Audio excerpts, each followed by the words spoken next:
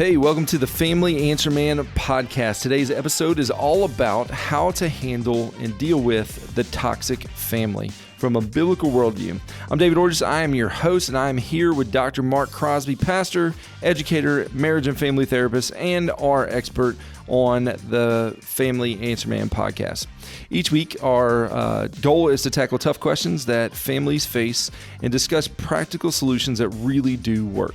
Now, if you take a second and subscribe to our YouTube channel and hit the notification bell, you will never miss an episode of the Family Answer Man. And if you're listening on a podcast, just take a moment to rate and review us and give us a review. It really does help us if you do that on your favorite podcast app.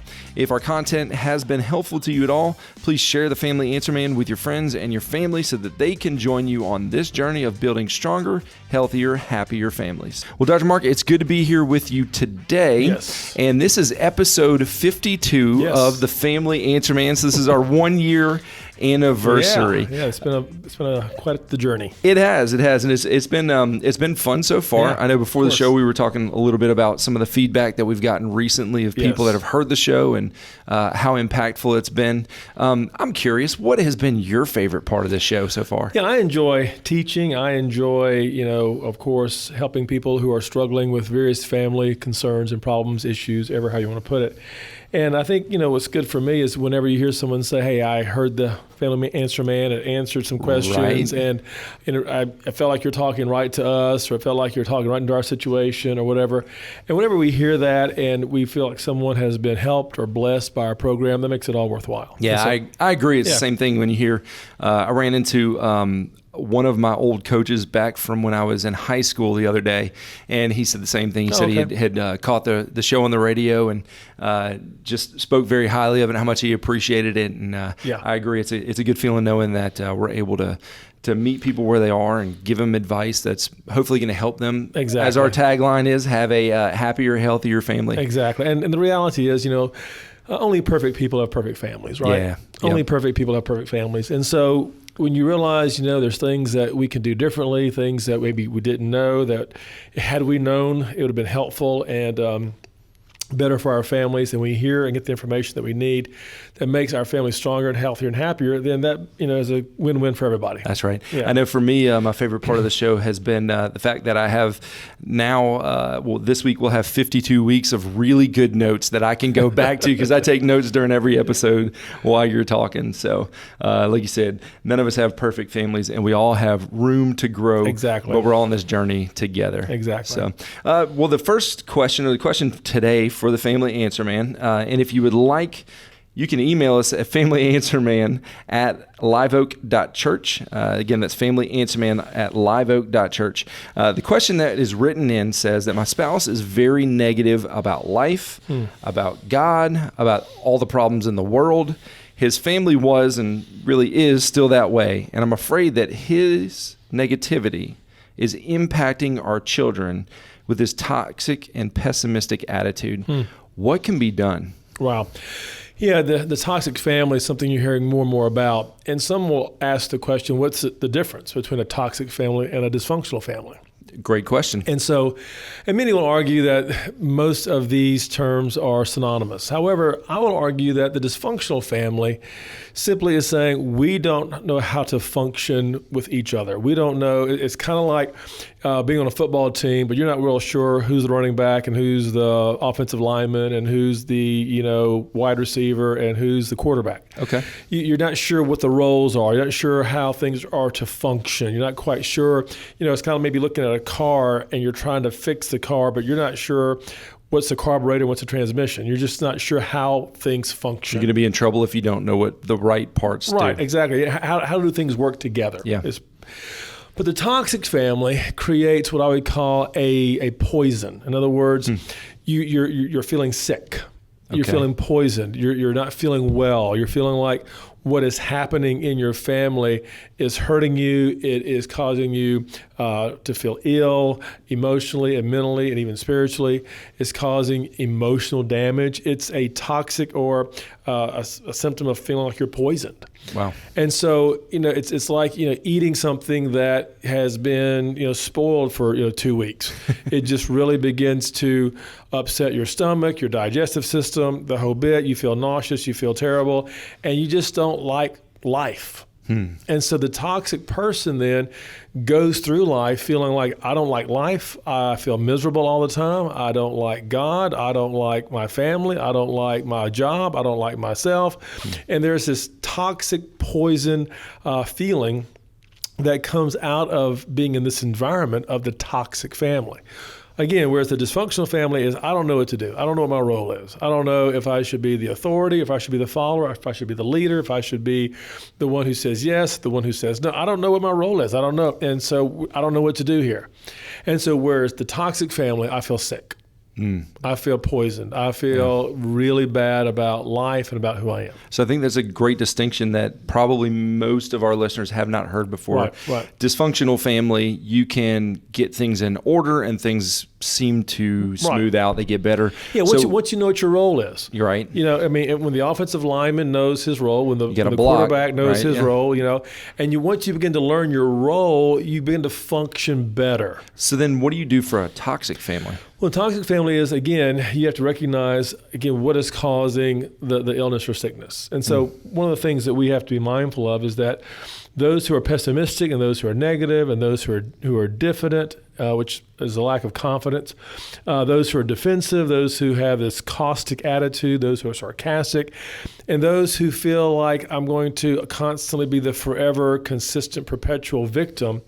These individuals are often the result of psychological damage due to growing up in a family that was toxic. Okay. Meaning this, number one, there's lots of drama, but no problem solving.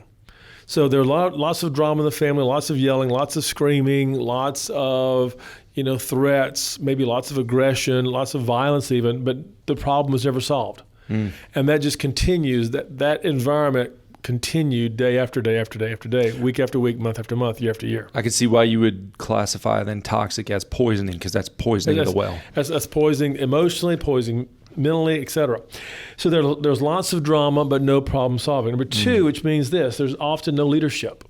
And when there's no leadership, no matter what setting you're in, a family, a business, athletics, academics, if there's no leadership, then it becomes chaos. Yeah. It becomes anarchy.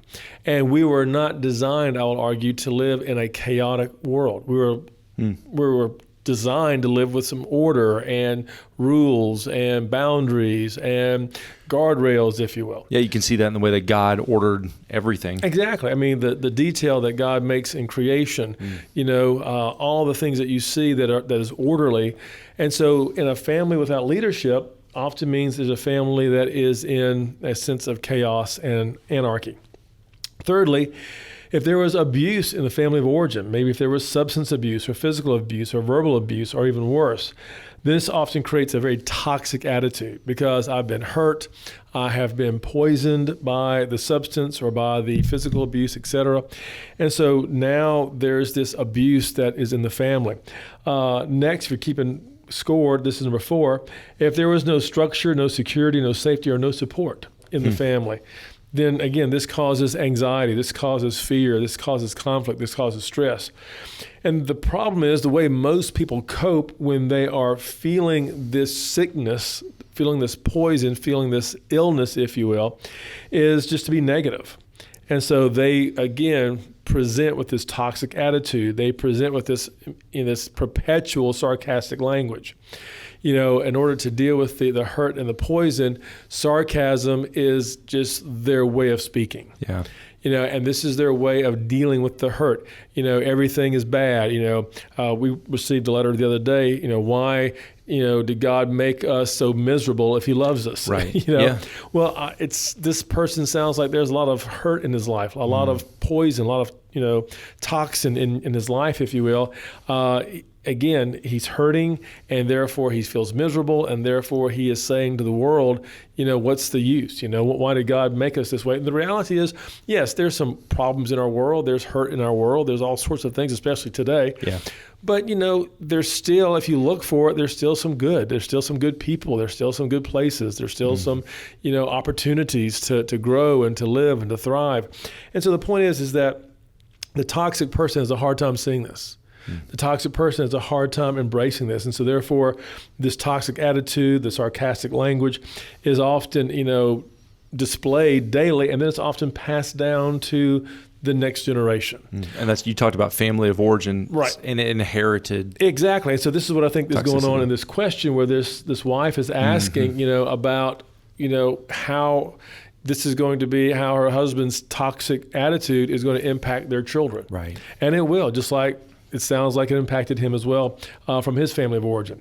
So what are some of the symptoms of the toxic family? I think this needs to be understood. Again, you cannot fix what you don't diagnose. Right.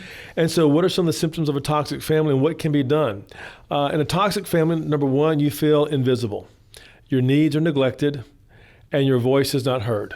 And these are some of the common traits. Others are, you feel isolated, you feel alone, and you feel that your interests are quashed. In other words, what you're interested in, what you want to watch on TV, what you want to do, what you want to become, no one hears you, they're quashed, you feel neglected, you feel invisible, you feel isolated. Number two, you experience a constant criticism that you can never do enough or be enough. No matter how hard you try, no matter how well you do in school, no matter how many A's you get on your report card, in the toxic family, it was never good enough. Little Johnny comes in and says, hey, I made an A- on my, calculus 3 exam, okay, in the 4th grade. Pretty good. Okay, in the 4th grade. And Dad says, why do you make an A+? Right. Okay, Dad can't even spell the word calculus, okay, but he's expecting little Johnny, to make an A+, and now it's never good enough. Yeah. Instead of celebrating the A-, instead of being, thrilled that your son or daughter is doing well in school, it's never good enough. Why didn't you do well? Hey, Dad, I made, the first team offense lineman. Why didn't you make both sides? Why do you make offense and defense? So in other words, in the toxic family, you've never done enough. You can never do enough. It's never going to be good enough. Number three, you feel misunderstood and discounted. In other words, what you do in the family doesn't matter. No one sees what you do as being important. Or as we say, in general terms, you're consistently feeling like you're being taken for granted. And this is something that I think happens in a lot of families, but in the toxic family, it is a daily, consistent way of life. You're consistently being taken for granted, you're misunderstood, you're discounted, and what you do seems like doesn't matter to the rest of the family. Number four, people take from you and no one gives back. In other words, favors go only one way. Your people take from you. They'll take your money. They'll take your car. They'll take your boat. They'll take your shoes. They'll take whatever you have. But when you need it from them, no way. It's off limits. So people are constantly taking from you, and no one is giving back to you. Fifthly, respect is minimal, empathy is non-existent, and betrayal is often. So respect is minimal.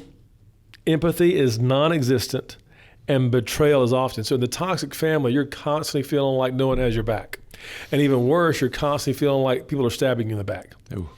And so this betrayal, and here's the thing, for the pastors out there who are listening, you can see some of these same traits in some churches if you're not careful. So I was going to say, it sounds like, the church is supposed to be a family. We're the body of Christ. Right. Yeah, a lot of these things can apply to a church. Exactly. And so when you don't respect the pastor, for example, or there's no empathy in what the staff is doing, or you feeling like, people are betraying you.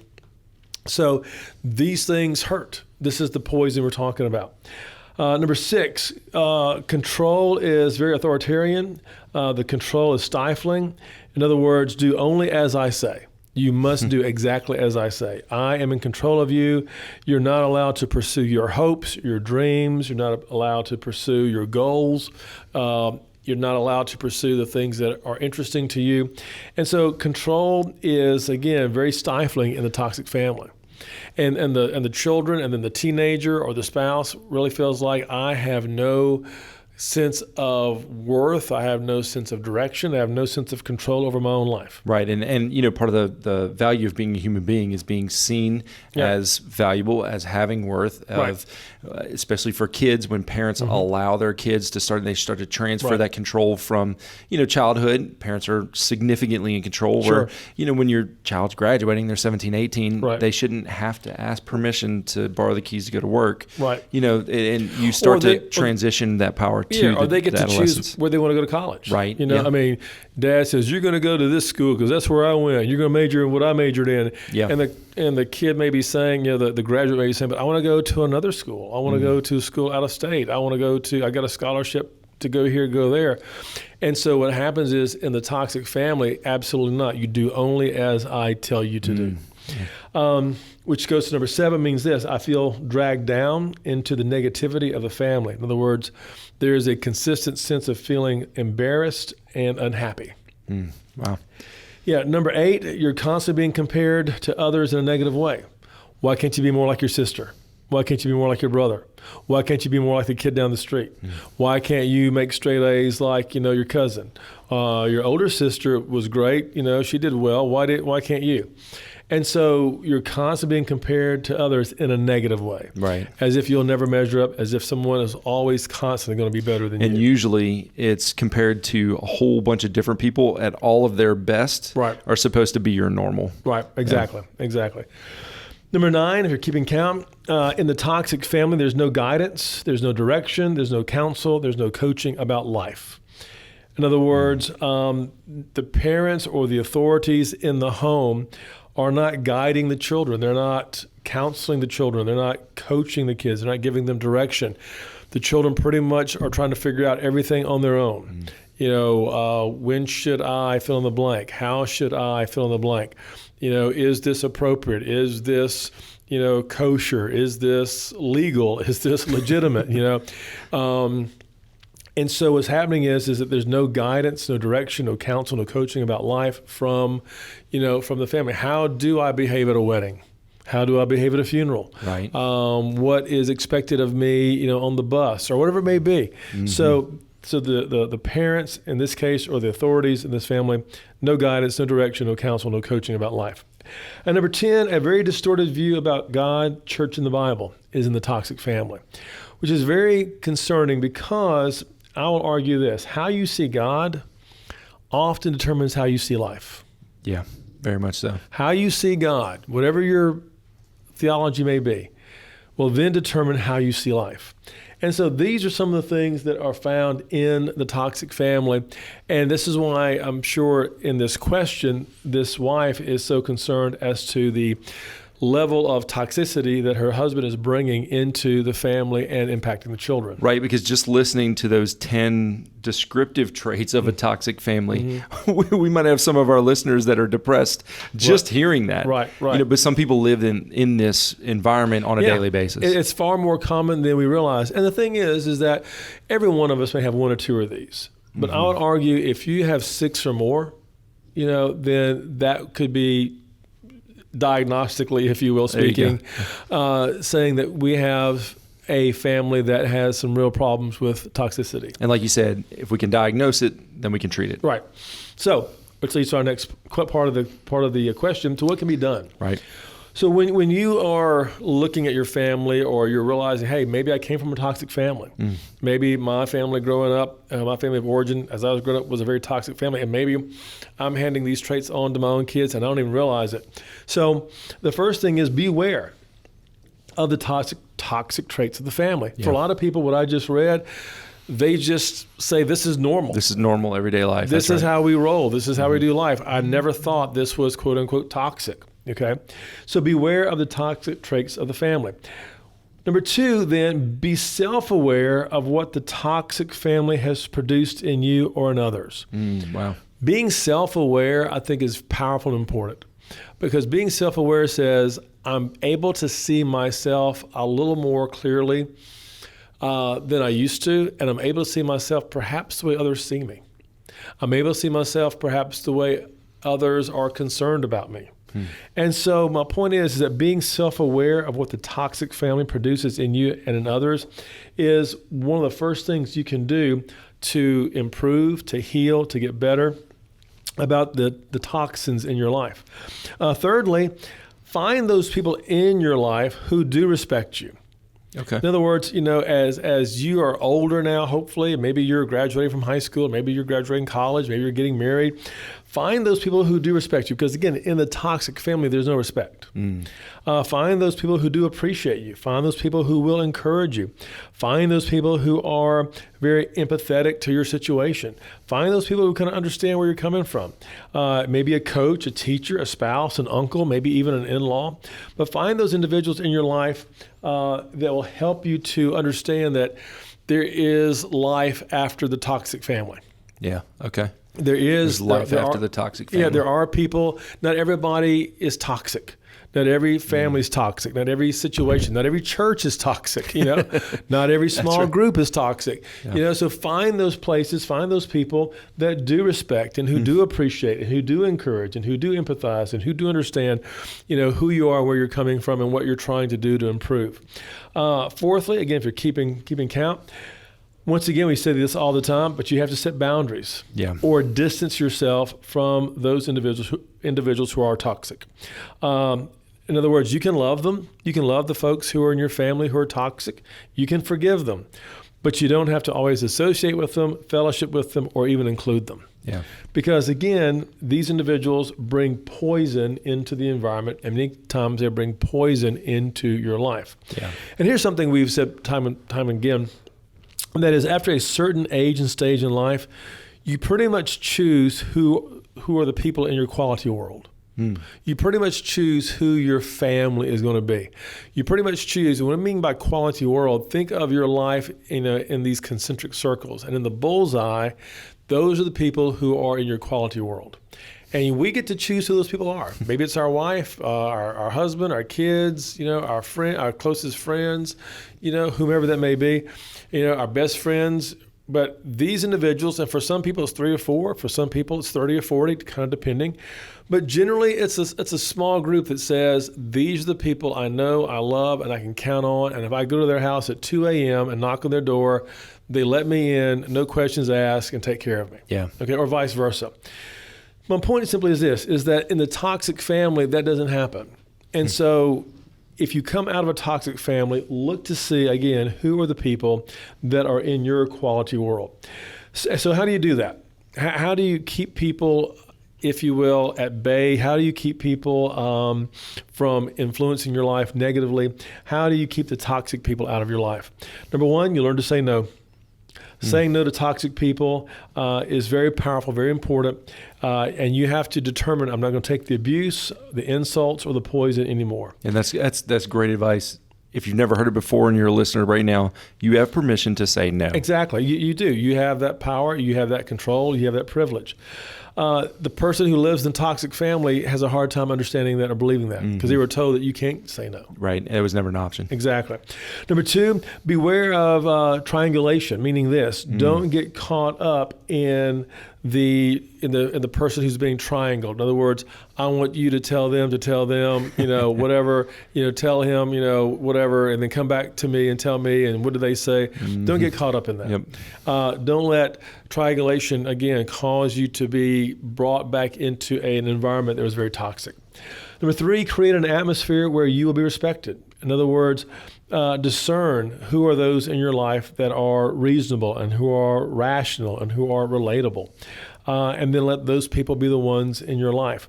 But create an atmosphere where you are respected, because in the toxic family, very few people or anything was indeed respected. Discern, therefore, who's responsible, and discern who's trustworthy. Number four, focus on those who want to be in a relationship. Focus on those who want to be helpful. Focus on those who want to be respectful to you. Instead of focusing on those who have been toxic, don't give them a lot of energy, but focus on those who want to be in relationship with you. Fifthly, don't feel like you owe a full explanation to everyone for every decision. Someone may say, well, why did you do that? Or how come I can't come over? Or why did you say it that way? Or how come you let them and didn't let me? And a simple answer is because that's what I wanted. That's what I wanted. It's so simple, but it's that's so okay. powerful. But so many times we feel like we owe everybody, a dissertation on why we made a decision. Yeah. And sometimes it can be as simple as, this is what I wanted. This was my decision. This is what I felt was best. Number 6, you may have to take some uncomfortable measures or make some hard decisions. In other words, in some cases, you may have to call the police. If that, son or daughter who's 35 years old, who has a drug problem, who's constantly, coming into your house and, stealing your jewelry, sometimes you may have to call the police. Yeah. Okay, sometimes you may have to fire someone. Sometimes you may have to ask for someone to leave and not come back. Sometimes you may have to remove or demote someone. Sometimes you may have to isolate someone. One of the classic examples that I often give is, and for the youth pastors who are perhaps listening, how many times has that kid come in, student, that 14-year-old who comes in with an attitude, doesn't want to be there, and he wants to just wreak havoc. And you try to be nice, you try to be patient, you try to be good and gracious, which is good, which is important, but they still continue Wednesday night after Wednesday night after Wednesday night, wreaking havoc, and now you start noticing that kids are leaving. Right. And then what happens after that is that you put up with him, and you put up with him, and then now more kids are leaving, and finally you've lost your entire youth group, and then he leaves. Right. Yep. And so the point is that sometimes in a toxic environment, you have to remove the toxin from the situation. It's a tough lesson to learn, but a valuable one. It really is. And we've all been there. If you work with youth, you definitely know that scenario. And number 7, realize this. It's not easy. But toxic people, toxic environments can become dangerous, as we just declared. And soon everyone leaves. If a toxic environment or a toxic person is not addressed, then pretty soon everyone loses. So be self-aware, work on the pain and the wounds that perhaps the toxic family caused you, create some new boundaries, and let that environment that you're now in not become toxic. And then as you begin to work on this, you begin to see yourself, your family, your church, your Lord in a sweeter, brighter, and better way. So bottom line, being aware of toxic people is important.